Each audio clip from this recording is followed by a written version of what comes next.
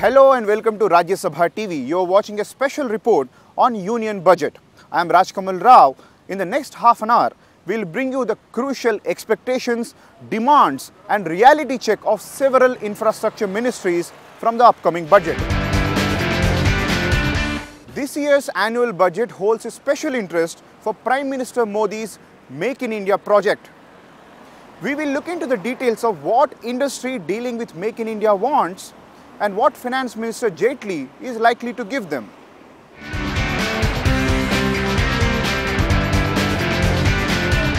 मैं आज लाल किले की प्राचीर से विश्व भर में लोगों से कहना चाहता हूं, कम make in India. 4 months after the Prime Minister's Independence Day announcement last year, the government held its first Make in India workshop in Delhi to spell out plans to help industry make, sell and invest in India. Our initial barriers have to be lowered and perhaps even removed. If we keep the doors closed, investment won't come in, it won't trickle in. When he presents his second budget on 28th of February, Jaitley is expected to announce steps to make business barrier-free. The industry is hoping a low-tax regime will be one of them. Operates on, the investment will not be coming. The investment will have to be coming only when there is a demand in the country, and unfortunately at the moment there is no demand in the country. In January, the government launched an online portal, the e-Biz Mission Mode project. Intended as a single window clearance for the Make in India mission. It brings the centre, the states and the local governments all onto one site. Till date, the portal's got over 4,890 queries. They throw light on both investor interest in different industries and also what the manufacturers themselves expect from the government. If it is just having clear policies and taking the decisions fast. The government has been really stalling their feet on a lot of these policies, at least with regards to the railway sector, I can talk. So we just need clarity and speed. Electronics, electrical, textiles and food processing are the critical industries in the Make in India mission.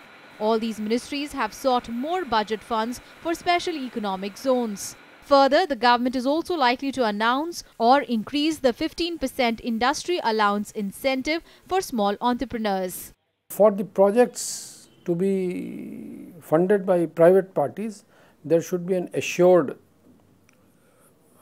income for them, because nobody will give you for charity. Everybody wants return on the investment made. So, ground rules should be set. The Make in India program aims to project India as an investment and manufacturing destination. Since it was launched after the general budget last year, Budget 2015-16 would be the first time the government will reveal how it plans to translate those aims into reality.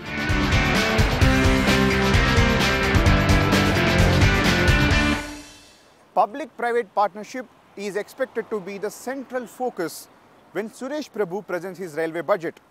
Industry is expecting clear indications on PPP model and foreign direct investment.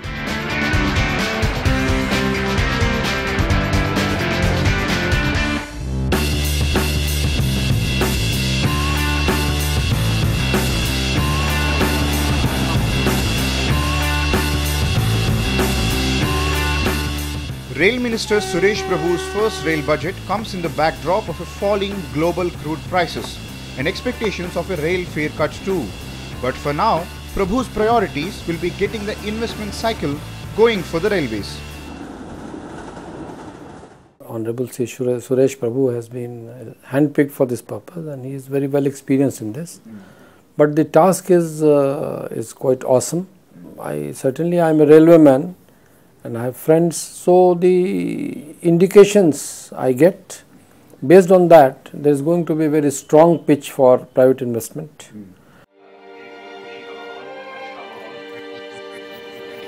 Soon after he took charge as the rail minister, Suresh Prabhu had released a framework document for participative models of rail connectivity and domestic and foreign direct investment.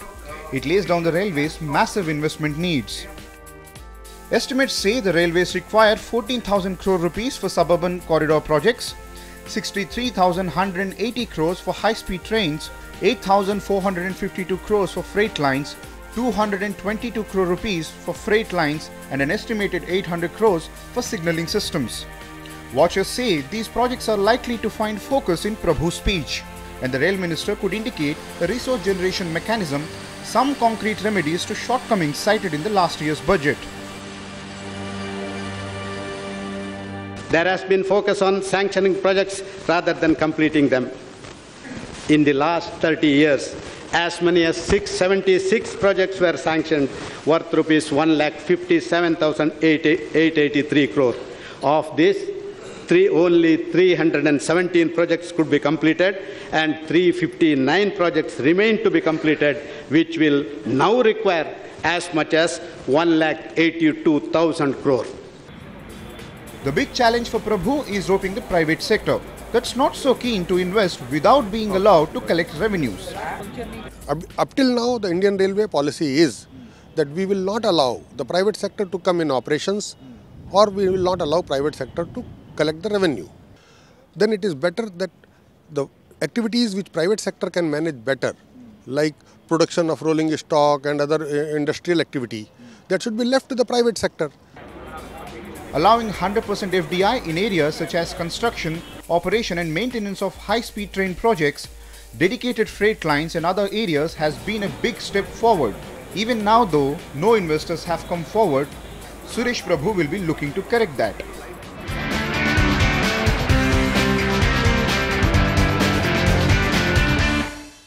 I spoke to former Finance Secretary C.M. Vasudev and asked him how financial allocations could be made to crucial infrastructure projects and how Jaitley is going to do the balancing act.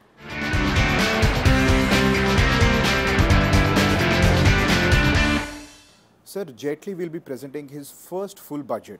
How do you think he is going to manage the infrastructure sector? Because this government has been giving huge focus, especially on infrastructure sector. A couple of things are happening. One is that there are a number of very favorable trends in the economy, like inflation is under control, commodity and oil prices are at an all-time low, external account of the government is very stable, rupee is stable, balances are robust. So macroeconomic fundamentals are pretty strong. So these are good things, and I think they can be used for coming out with a bold growth-oriented budget, because in the past every time there was a trade-off between growth and inflation. This time inflation is also under control. So it is a good opportunity for the finance minister to come out with a bold growth-oriented budget, number one. Number two, I think there is also the political dynamics of the whole thing, that the present government came into power with lot of enthusiasm, had very wide support from large sections of the people. But over the last few months, post Delhi elections and all, some of that chemistry has got dented. So this is an opportunity for the finance minister to try to restore that chemistry, because people are feeling that you have made so many slogans, you made so many promises in the run-up to the election, but there is no action on the ground. There is no action plan for anything, whether it is manufacturing sector or Make in India or infrastructure or Swachh Bharat or whatever announcements they have made. So people want to see a concrete action plan, what you are going to do, how you are going to fund it. So that is the other challenge for him. So good indicators, good environment, good fundamentals coupled with these challenges, I think the finance minister should take this opportunity to come out with a bold budget which very clearly lays out action plan for implementing many of the programs and policies and assurances which were given during the election campaign. Public-private partnership model was mentioned at least 10 to 15 times in last year's budget, and industry wants clear indications. Will it be a profit-sharing model, or will it be the model which has been practiced in several state governments, and will the government continue the older successful models? Two types of infrastructure investment, one which are commercially viable investments, maybe a little longer term, gestation period is long. There the effort should be to rope in private sector, do public-private partnership, because the underlying viability of that investment is there, and you have that type of a combination and make those investments.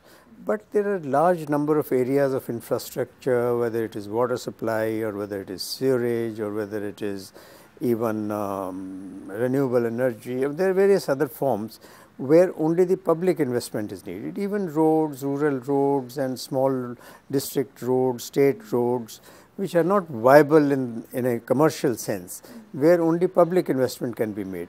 So that the government has to find the fiscal space in the budget to make that investment. So divide the two into two categories, viable, non-viable or less viable, and there are ways of doing viability gap funding where the viability is little less, you do funding of that. So there are ways of tackling it. And I think the overall environment today is very favorable for doing these type of things, and government should have better fiscal space for investments this year as compared to the past. Construction of roads has been pending. This government couldn't even construct at least 9 kilometers a day.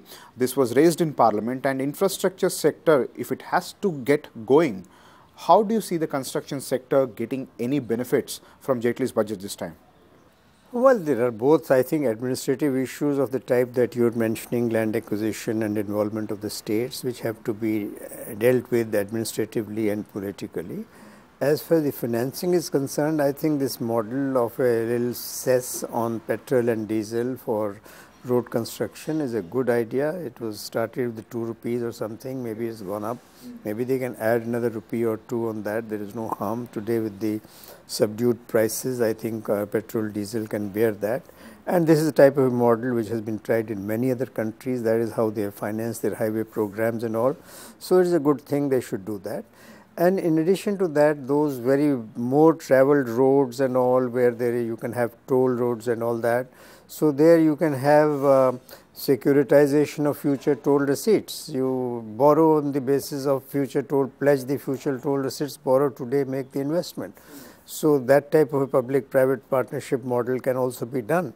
So there are ways of doing it, but I think it has to be a combination of cess, it has to be a combination of toll road, toll receipts, securitization of toll receipts, and other forms of public-private partnership.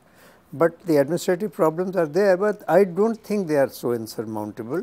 Most states are very hungry for more roads, whether highways in every state wants their state highways to be converted into national highways. So states' cooperation should not be a problem. Land acquisition is an issue, but as long as you are willing to pay the market price, I am sure the ways can be found for getting those, and road programs do not require very large chunks of road also.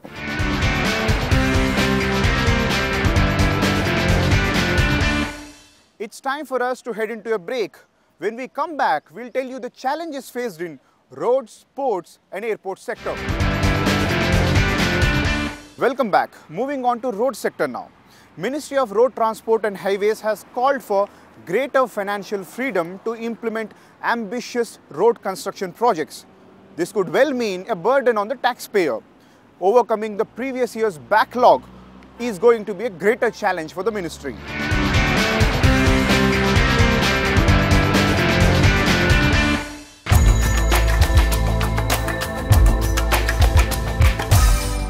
I proposed investment in the National Highway Authority of India and the state roads of an amount of rupees 37,880 crore, which will include rupees 3,000 crores for the Northeast. During the CFY, a target of national highway construction of 8,500 crores will be achieved.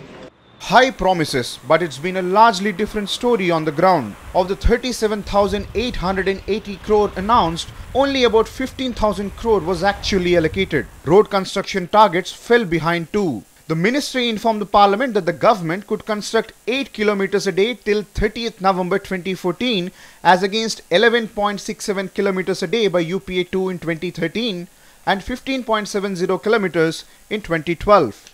Only 128 of 224 projects under implementation are running on schedule. Land acquisition wrangles, delays in clearances, work disputes and more are thrown a spanner on the works. And contractors are not at all happy. A reasonable time of 3 to 4 months must be provided. In fact, shifting back is the only right method. because you cannot be sure of in how many months you will receive the payment. So either you go the tedious route, which is that the service receiver, when he makes the payment to you for providing the services, he should simultaneously deposit the service tax with the service tax authorities. That would be the neatest method of doing it. This time, the Ministry of Road Transport and Highways has asked the Finance Minister to dedicate 50% of the road cess collected to the National Highways Authority of India. So expect a rise in road tax this time. The ministry also wants 50 more thousand crores to complete all pending projects. The government has set a 30-kilometer day deadline target for construction, which calls for corrections big time. Now, we have seen in the newspaper reports that the Finance Minister has already announced that the increased amount due to increase in excise duty will be directly parked to the National Highway Authority of India. Implementing pending road projects is crucial for Narendra Modi's government to achieve its growth targets in infrastructure sector. This argument becomes more relevant in the context of a freight transport, with roads carrying more than 60% of freight and 85% of passenger traffic.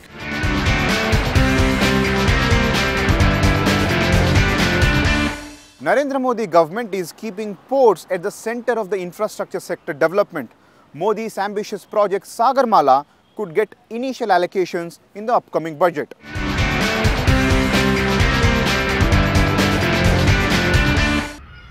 Plans to set up 10 economic regions along 7,000-kilometer coastline and the Prime Minister's Sagarmala project, an attempt to connect coastal cities through rail, road, ports and airports. On Budget Day, the Finance Minister's announcements will be heard with much interest on what they mean for these two projects of the Modi government. Actually receiving the Prime Minister's personal attention, and it is the way he has defined it, it's called Sagarmala, which is port-led development. Now that is those are the three words that define the entire Sagarmala approach. We've got a huge concept note which has been worked out. Recently, I got an in-principle approval from the Committee of Secretaries. Now I'm sort of looking into it and have to take it to the Cabinet and so on and so forth. In the last 5 years, the private sector invested over 33,000 crore in major port projects awarded on PPP basis. As part of the port-led development program of Modi government, Jaitley proposed 16 new projects under PPP mode. But so far, no project has been started. Industry is concerned about the delay in initiating these crucial schemes. On an average 2.5 years we are coming where the bidders are reacting on your project. At that point of time, in some of the cases we are realizing that our project was not properly drafted, not properly planned. Apart from delays, project approvals and implementation, the port sector also has a shortfall of skilled professionals. Indian port sector reportedly needs 5,000 skilled harbour and port engineers in next 10 years. But lack of policy framework has limited the scope of employment. Jaitley announced a policy to increase jobs at shipyards and ports, but even that hasn't taken off. If that happens, my understanding, my gut feeling is that in 10 years, you will have to have minimum actually 5,000 port and harbour engineers in India required. We don't have that. We have barely 200 only ports and harbour engineers. I can tell you only 100 engineers we can do a detail engineering of ports. All aspects of ports. That's one thing. A key announcement by Jaitley in his last budget speech related to shipbuilding. A policy for encouraging the growth of Indian-controlled tonnage will be formulated to ensure increase in employment of Indian seafarers. In the absence of a follow-up action and a comprehensive framework for the shipbuilding sector, the industry awaits more clarity on issues like taxes and import duties on shipbuilding sector.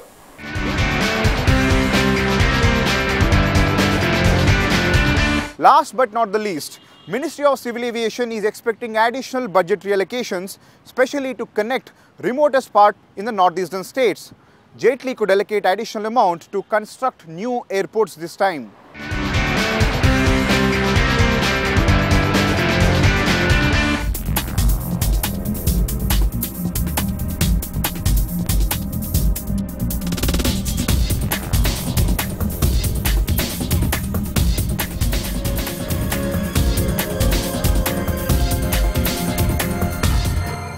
Despite increase in air connectivity, air travel is still out of reach of a large number of aspirational Indians. Scheme for development of new airports in Tier 1 and Tier 2 will be launched for implementation through the Airport Authority of India and the PPPs. In line with the Finance Minister's promise last year, people in far-flung places of Northeast are hoping the upcoming budget will take the first steps towards air connectivity for them. Least subsidy model which will be brought in, or just more broad-based the route dispersal guidelines. So what would be the route taken is something that will need to be carefully worked out. The Naresh Chandra committee had suggested an economic model that you bid out these routes, and the airline which demands the least subsidy may be allotted to the route. So maybe this is the time now to start considering those possibilities. The Civil Aviation Ministry has sought an allocation of 1,000 crores to connect remote areas in the country. In the 2014-15 budget, Finance Minister Arun Jaitley allotted 9,474 crore rupees to civil aviation. Nearly 16% or about 6,500 crores went to Air India alone. The story was the same the previous year when Air India got 5,500 crores. Although Air India hasn't seen any profit in all the months the Modi government has been in power, it is expected to continue budgetary support just the same this year as well. As part of the national policy, the Civil Aviation Ministry wants to strengthen domestic airline sector by providing adequate infrastructure in airports in remote areas. Out of the 107 airports in operation, the Airports Authority of India incurs losses on 93 of them. As a result, airlines are forced to cut down services and stop flights to many of the cities. The Aviation Ministry wants an Essential Air Services Fund to compensate airlines operating in such non-performing routes. Intent. So, yeah, and the Essential Services Fund is not mentioned at all. Essential Aviation Fund, which was mentioned earlier.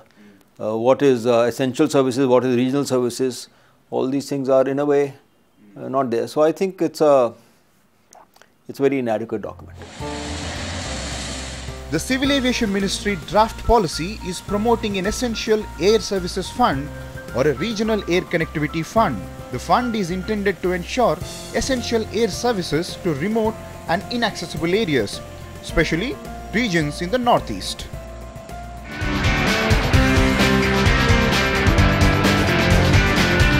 I spoke to Secretary General ASSOCHAM to understand what industry want from the government and what they have told the Finance Minister in his pre-budget consultations. Focus of this government and of a country is growth. And the growth can come only when the investment comes. And there are several irritants that are to be removed by the government. What we have been strongly recommending is that one of the reasons is for not in fact having the investment in India is that retrospective amendment in several laws, and the government, as a matter of fact, while presenting the budget, the finance minister should be stating that it is being withdrawn, and that will give a, if the states also cooperate in reforming some of the policy measures, the investment will start coming, the foreign investor will be coming. The government has already come out with 7-8 ordinances. There is always a question mark in the credibility of those ordinances in the minds of the foreign investor, and therefore the government will have to be taking them as on the floor of the house, and they must also be taken care of. Having done that, the government will have to be encouraging the private sector, the companies to have more funds in their hands, and therefore ASSOCHAM has recommended to reduce the corporate tax from 30% to 25%. The another thing that we have strongly recommended to the government is that inflation has gone up manifold since we have been revising the personal taxation, and therefore straight away the government should be, budget should be enhancing the personal taxation up to 3 lakh rupees. That's the minimum. Thank you very much for watching this special report on Union Budget. Keep watching Rajya Sabha TV for new issues and new reports.